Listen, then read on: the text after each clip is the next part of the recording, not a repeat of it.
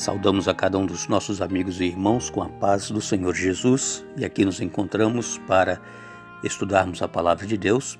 Agradecemos a cada um de vocês que nos acompanham nas redes sociais, aqueles que já se inscreveram no nosso canal Hora Tranquila no YouTube e também aqueles que nos ouvem através das rádios Viva FM e a rádio AG7 Live. Oremos.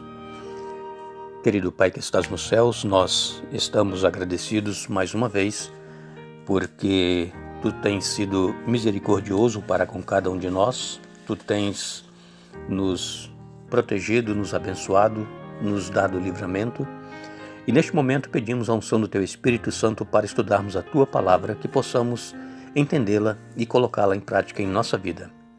Mais uma vez te pedimos uma bênção especial para cada um dos nossos amigos e irmãos, onde quer que se encontrem, em especial aqueles que estão pedindo orações. Tu conheces os motivos, os problemas, as necessidades de cada um. Faça então a Tua vontade, Senhor, e não a nossa, em nome de Jesus.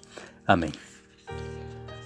Ontem nós falamos que Saulo era um árduo perseguidor da igreja e ele tinha convicção de que ele estava fazendo uma coisa correta.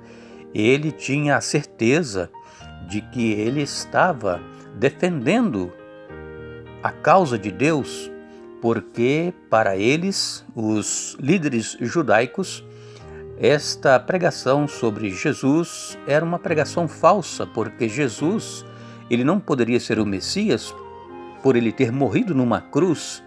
E conforme a palavra de Deus já dizia no Antigo Testamento, maldito todo aquele que for pendurado no madeiro. Jesus foi pendurado, mas não por pecados ou por algum delito que ele tenha cometido, mas pelos nossos pecados. E eles não entendiam isso.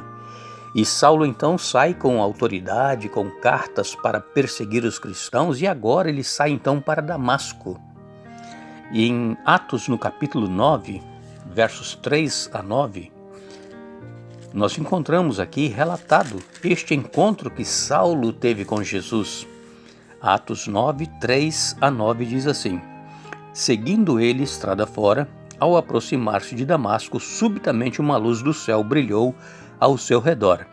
E caindo por terra, ouviu uma voz que lhe dizia: Saulo, Saulo, por que me persegues?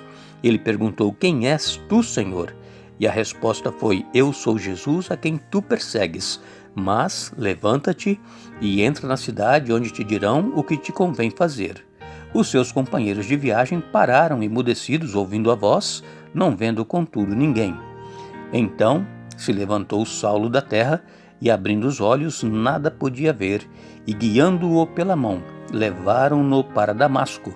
Esteve 3 dias sem ver, durante os quais nada comeu nem bebeu. Este foi o encontro pessoal que Saulo teve com Jesus.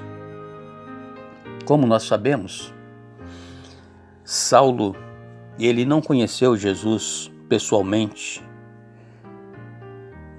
Saulo não viu a multidão seguindo Jesus, mas ele ouvia muito falar desse Jesus.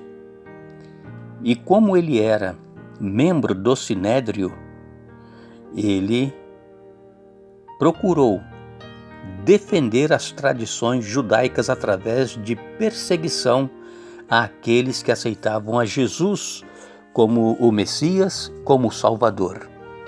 E então aqui ele sai com os seus companheiros para Damasco. Como nós sabemos, a viagem era feita a cavalo, e a distância entre Jerusalém e Damasco era em torno de uns 200 quilômetros, não era tão perto. E eles então, caminhando para chegar a Damasco, por volta de meio-dia, já se podia avistar de onde eles estavam a cidade de Damasco. E por volta do meio-dia, então, Saulo, ele é interceptado por uma forte luz que veio do céu. E esta luz, ela era muito mais forte do que o sol do meio-dia. Esta luz que incidiu sobre Saulo fez com que ele caísse do cavalo. Saulo, que estava indo todo arrogante, prepotente, com autoridade para prender e perseguir os cristãos, ele agora é jogado ao chão e ele entra em Damasco humildemente, sendo conduzido pela mão, porque por este forte clarão que incidiu sobre ele, ele ficou praticamente cego, não via nada. E é interessante que a palavra de Deus aqui nos diz que Jesus perguntou a ele, Jesus falou para ele, não é? Depois que Saulo perguntou: quem és tu, Senhor? Quando Jesus falou, né? Saulo, Saulo, por que me persegues? Saulo então pergunta: quem és tu, Senhor? E Jesus então diz para ele: eu sou Jesus a quem tu persegues. Veja, Jesus aqui se identificando com os cristãos perseguidos.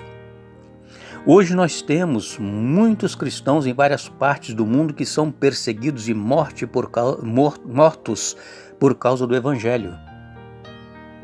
E Jesus se identifica com essas pessoas perseguidas. Eu sou Jesus a quem tu persegues. Ele estava perseguindo os cristãos, mas indiretamente perseguindo a Jesus.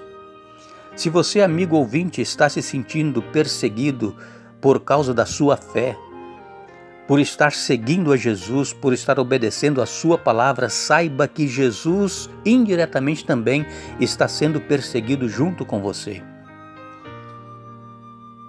E Saulo, quando ouve Jesus falar: eu sou Jesus a quem tu persegues, ele então pergunta: o que queres que eu faça?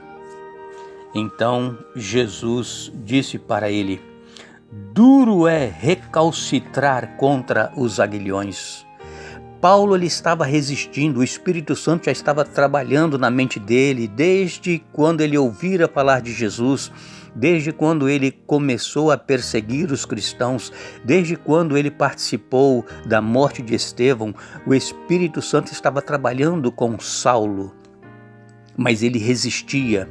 Quem sabe, amigo, você que está ouvindo esta mensagem, este estudo, está também resistindo à voz do Espírito Santo. Ele está te chamando para a luz, ele está te chamando para a verdade, está te chamando para Jesus, mas você está resistindo.